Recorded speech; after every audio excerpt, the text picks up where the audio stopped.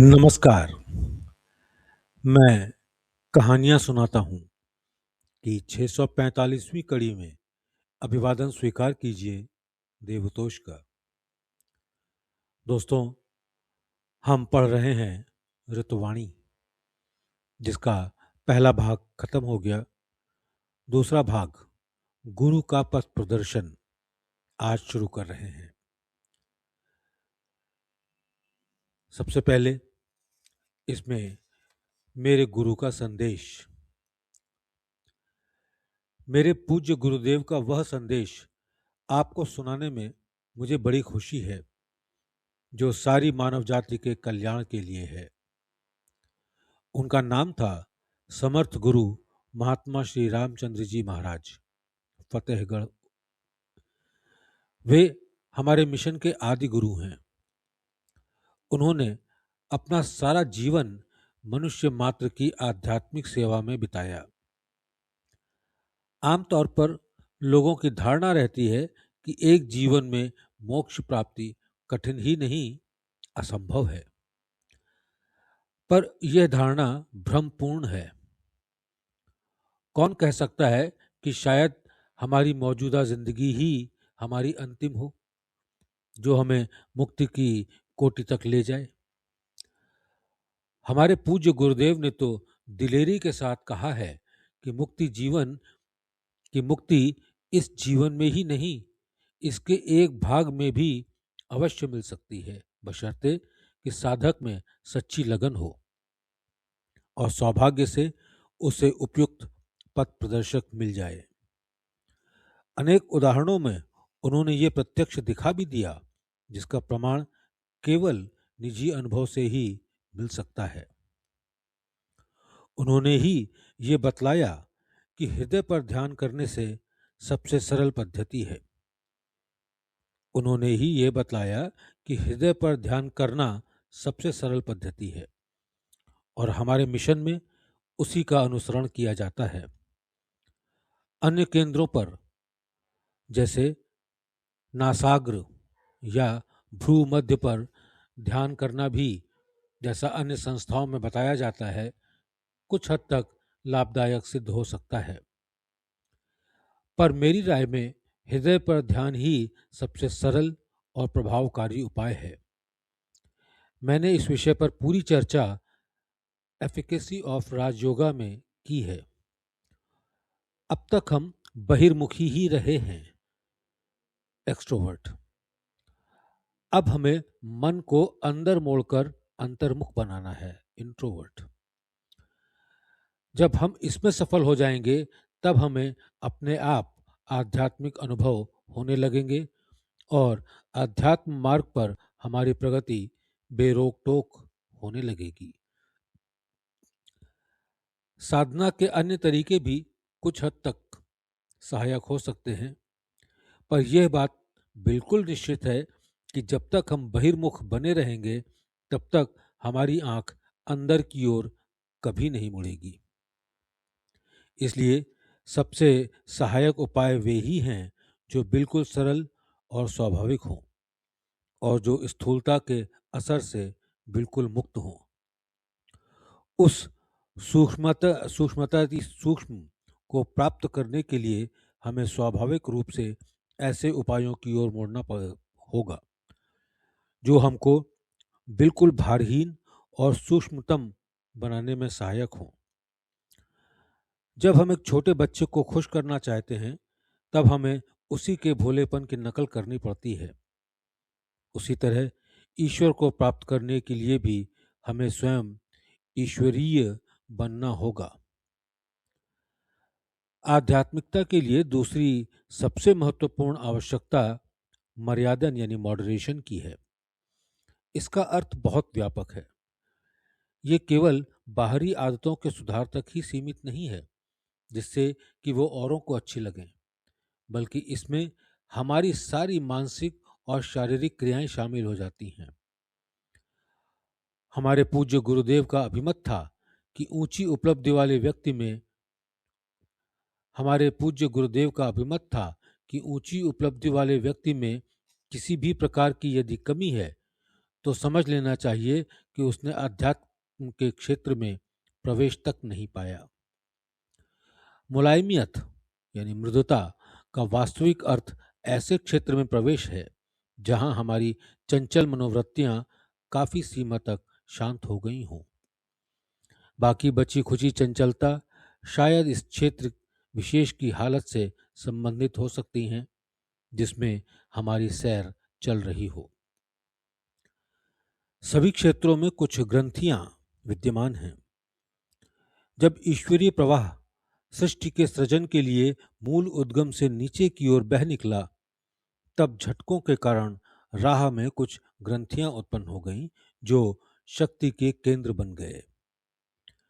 जब हम इन धाराओं में ऊपर की ओर तैरना शुरू करते हैं, तब ध्यान की शक्ति के द्वारा ये ग्रंथियां खुलने लगती हैं, जिससे हमारी प्रगति अधिक सरल और अबाध हो जाती है। इसके बाद हम ऐसे विशुद्ध क्षेत्र में प्रवेश कर जाते हैं जहां ग्रंथियों का असर बहुत कम हो जाता है। इस तरह एक के बाद एक मंजिल तय करते हुए हम ऐसे स्थान पर पहुंच जाते हैं जहां माया का प्रभाव लगभग खत्म हो जाता है। साधारणतया बड़े से बड़े महर्षि भी यहीं तक पहुंच पाए, परंतु इसके आगे भी बहुत सारा बाकी रह जाता है। अध्यात्म की दृष्टि से जांचकर मैं ये कह सकता हूं कि अभी हम सिर्फ 5वें व्रत तक पहुंचे हैं तथा 11 पार करने बाकी हैं। जब हम सभी 16 व्रत पार कर लेते हैं, तब हम केंद्रीय क्षेत्र में प्रवेश करते हैं जिस नाम से मैंने उसका उल्लेख अपनी पुस्तक एफिकेसी ऑफ राजयोग में किया है। इस पद तक पहले शरीरधारी आत्मा का पहुंचना बिल्कुल असंभव माना जाता था, परंतु हमारे पूज्य गुरुदेव की आश्चर्यकारक शोध के कारण अब भौतिक देहधारी भी इसे प्राप्त कर सकते हैं। लोगों को विश्वास नहीं होगा, पर मैं तो यही कहूंगा कि हालत प्रत्यक्ष अनुभव की जा सकती है, बशर्ते कोई इसके लिए परिश्रम करे या कोई वास्तविक पहुंचा हुआ सद्गुरु मिल जाए और अपनी प्राणाहुति या आध्यात्मिक शक्ति के संचरण से कम क्षण भर के लिए उसकी झलक अवश्य दिखा सके। भक्ति के बारे में जहां तक अंतर्दृष्टि से मैंने देखा है, मैं निश्चित रूप से कह सकता हूं कि साधारणतया लोग जिसे भक्ति समझते हैं वो वास्तव में केवल चाटुकारिता है। वास्तविक भक्ति और चाटुकारिता में बड़ा भारी अंतर है। वो तो सीधा साधा लगाव है, ईश्वर के प्रति सशक्त और अटल लगाव। कुछ लोगों को इसकी टीस का भी अनुभव होता है। मेरा ख्याल है कि वो साधारण कोटि की चाटुकारिता से कदाचित थोड़ी ऊंची है, पर उसे हम फोड़े के दर्द से उत्पन्न हुई टीस की तरह मान सकते हैं। मैं उसे फोड़े की टीस इस वास्ते कहता हूं क्योंकि उसमें ईश्वर स्मरण बिल्कुल नहीं होता। इसका मतलब है कि हमारी भक्ति ईश्वर प्रेम जैसा होना चाहिए वैसा नहीं है, वो लक्ष्य से बहुत नीचा है। ऐसे दर्द की एकमात्र दवा शल्य क्रिया द्वारा फोड़े का सारा विष निकाल फेंकना है। यदि सतर्कता न रही तो धीरे धीरे वो पुराना नासूर बन जाएगा, जिसका उपचार बिल्कुल असंभव होगा। भीतर का विष वास्तव में अनीश्वरीय और आध्यात्म विरुद्ध चीजें हैं, जो बुरी संगत और वातावरण के असर से हमारे भीतर इकट्ठी हो गई हैं।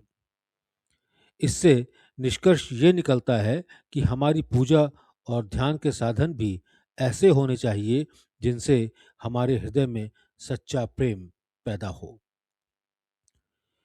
ईश्वरीय प्रेम विकसित करने के विभिन्न तरीके हैं, जिनके लिए विभिन्न भावों का आश्रय लिया जाता है। उदाहरण के लिए पितृभाव, मातृभाव, सखा भाव या स्वामी भाव हैं। परंतु मेरे विचार से ईश्वर को प्रेमास्पद के रूप में मानना इन सब में अच्छा और सरल है।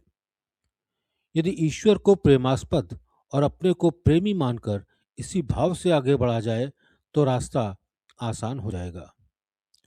समय बीतने पर उसके फलस्वरूप ईश्वर स्वयं प्रेमी और हम प्रेमास्पद बन जाएंगे। ये ध्यान की चौथी अवस्था है। इस हालत में यदि हम सोचने लगें कि हम लक्ष्य तक पहुंच गए तो बड़ी भारी भूल होगी। अभी आगे बहुत बाकी रह जाता है, परंतु इसका वर्णन शब्दों से नहीं किया जा सकता, कारण वह तो क्रियात्मक अनुभव से ही संबंधित है। ये सब कहकर मैं उन चीजों पर बल देना चाहता हूं जो आध्यात्मिक प्रगति के लिए अत्यंत उपयोगी हैं। दुर्भाग्य से अंतिम प्राप्तव्य ही नहीं, पूर्णता तक मानक इतना गिर गया है, स्टैंडर्ड इतना गिर गया है और भक्ति इतनी सस्ती चीज बन गई है कि इसका वास्तविक मूल्य बिल्कुल खो सा गया है।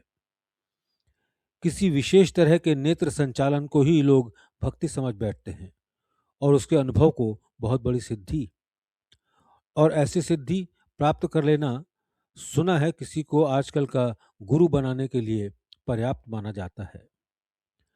जमाना बिगड़ता जा रहा है और उसके साथ हमारी खराबियां भी बढ़ती जा रही हैं।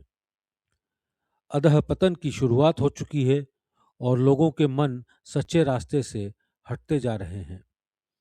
इस तरह जब वे पूरे पूरे बिगड़ गए तब पतन का ख्याल उनके मन में घर करने लगा। पतन की इस हालत में वे गलत को ही सही मान बैठे और उसी में आगे बढ़ते रहे। उसी को वो जीवन की समस्याओं के सुलझाने का वास्तविक उपाय